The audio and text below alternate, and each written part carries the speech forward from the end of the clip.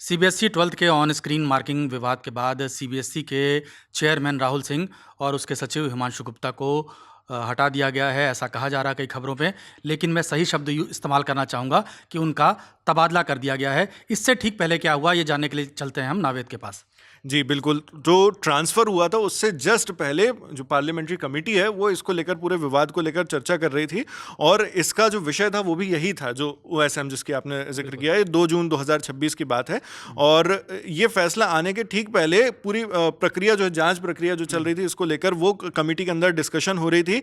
और इसी कमेटी के अंदर जो 12th का एक स्टूडेंट है सार्थक सिद्धांत, जो लगातार खबरों में बना हुआ था, सोशल मीडिया पर भी उसकी काफ़ी ज़्यादा चर्चा हो रही थी क्योंकि उसने एक ब्लॉग लिखा था और उस ब्लॉग में उसने इस ओएसएम वाली पूरी जो प्रक्रिया है और किस तरह से टेंडर किया गया, ये सारी चीज़ों को लेकर जानकारियां की थी। तो उसको बुलाया गया था वहाँ पर पार्लियामेंट्री कमेटी के सामने बात करने के लिए। उसके कुछ विजुअल्स भी आए थे हमारे पास और वहाँ पर जाकर कुछ अलग अलग रिपोर्ट्स में दावा किया जा रहा है कि उसने बताया कि 15 उसे खामियां वहाँ पर पाई गई जो टेंडर देने की प्रक्रिया थी उसमें, वो उसके ब्लॉग में जो उसने चीज़ें हुई। तो ये सारी चीज़ें हुई। उसके अलावा जो पार्लियामेंट्री कमेटी जो भी बात करने की होती, जांच को लेकर जो भी उनको डिस्कशन करना था, वो सब कुछ तो चल ही रहा था। और इसी दिन इत्तेफाक की बात है कि इसी दिन रीवैल्यूएशन की जो वो पोर्टल है वो भी खुला था सीबीएसई ने, ताकि जो स्टूडेंट्स परेशान हैं वो अपनी कॉपीज़ देख सकें, रीवैल्यूएशन के लिए अप्लाई कर सकें, मार्क्स चेक करवा सकें। लेकिन उस पोर्टल को लेकर भी लगातार विवाद चलता रहा। कई स्टूडेंट्स लगातार सोशल मीडिया में कंप्लेन करते रहे कि वो या तो पोर्टल खुल नहीं रहा है या वो जहाँ पहुँचना चाह रहे हैं वहाँ नहीं पहुँच पा रहे हैं, मतलब जो ऑप्शन उसको क्लिक कर रहे हैं, और कुछ जगहों पर एक्सेस डिनाइड की भी एरर आ रहा है। तो ये पूरे विवाद चल रहा था इसी बीच, मतलब जस्ट ये फैसला आने से कुछ देर पहले। हालांकि सीबीएसई ने इसको लेकर फिर एक पोस्ट की अपने ऑफिशियल एक्स हैंडल से और वहां पर उन्होंने कहा कि साइबर अटैक की कोशिश की जा रही है जिसकी वजह से ये हो रहा है और हम इस पर काम कर रहे हैं। तो ये ठीक इससे पहले हुआ, ये फैसला लेने से पहले। दर्शकों को थोड़ा बताइए कि ऑन स्क्रीन मार्किंग क्या होती है, जिसके धुंधले होने या कहीं पे कोई पेज गायब है या किसी की कॉपी जो है वो बदल गई है, तो ओएसएम सीट जो है वो काम कैसे करती है, क्या होता है वो? देखिए, उसका तो सिंपल फंडा ही है। अभी तक के क्या होता था कि अगर किसी बच्चे ने अपना एग्जाम पेपर लिखा, आंसर शीट उसकी है, तो वो अलग अलग सेंटर्स पर जाती थी, जो चेकिंग सेंटर्स होते थे, और वहाँ पे एग्जामिनर जो रहते थे वो अपने चेक करते थे और वो उसमें मार्क्स दिए जाते थे।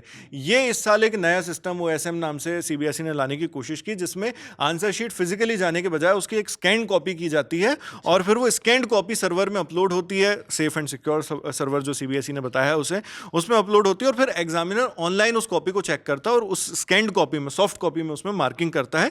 जिसके बाद जो सॉफ्टवेयर रहता है वो सारी मार्क्स को टोटल करके सारा जो भी उसका हिसाब गठजोड़ जो भी सब कुछ रहता है वो करता है और फिर उसके बाद वो आ जाता है स्क्रीन पे।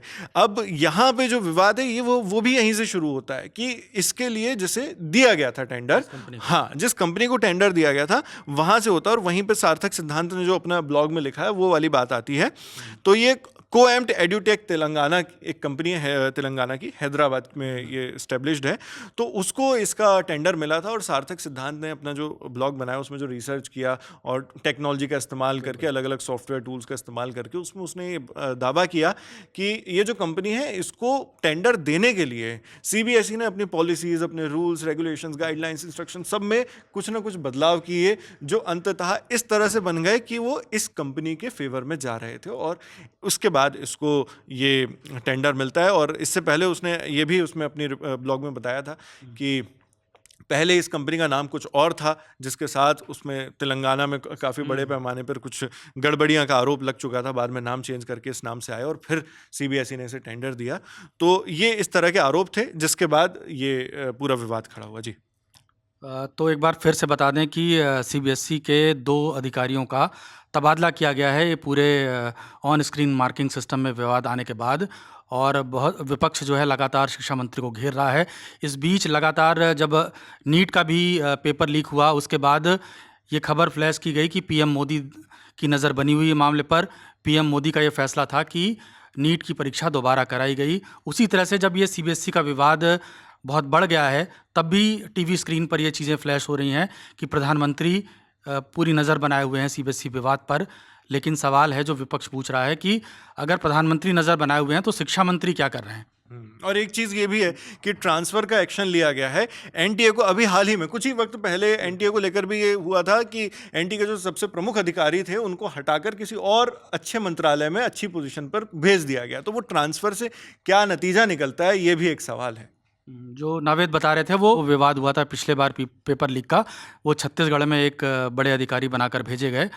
तो लगातार जो भी इस मामले में खबर आएगी हम आपको देते रहेंगे, और सिर्फ तबादलों से जो है वो चीज़ें बदलने वाली नहीं हैं।